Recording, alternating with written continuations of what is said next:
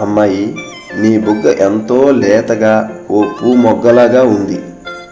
వయ్యారాల వెల్లువలా ఉన్న నిన్ను వాటేసుకుంటే వారెవ్వా అనిపిస్తుందేమో అన్నాను నేను. అబ్బాయి, నీ కౌగిలి స్పర్శ ఎంతో కమ్మగా ఉంటుందేమో అన్నది ఆమె. పురుష పొంగవుడిలా ఉన్నావు నీవు, పులకింత వస్తే ఆగవేమో అంది ఆమె.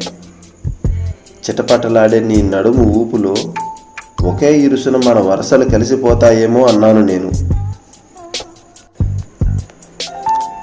ముసిరిన కసికసి వయసులో నా ఎదనస ఓ పదనిసలా నీతో కలిసిపోతుందేమో అన్నది ఆమె. అయితే కాదంటూనే కలబడిపో, లేదంటూనే నాతో ముడిపడిపో అన్నాను నేను. నీ వయసు నా కౌగిట నిలిచిన వేళ నీ సొగసు కోస్తాలే అన్నాను. తెగ ప్రేమించేస్తున్నావుగా మదన, నన్ను ఏమంటున్నా వదలవేమో అంది ఆమె. అడగక అడిగిన చిలిపి కవితలా అది విని సొగసు విరబోసి పురువిప్పిన నెమలిలా నేను నిన్ను వలిచి వస్తాను అంది ఆమె. నిన్నటి వరకు నావి పెదాలు, నీ స్పర్శతో అవి మధువులుగా మారతాయి అంది ఆమె. తనువులు రెండున్నాయి, నేటితో అవి మనువయ్యి ఏకమవుతాయి అన్నాను నేను. అలా మేమిద్దరం పెళ్లి చేసుకున్నాం.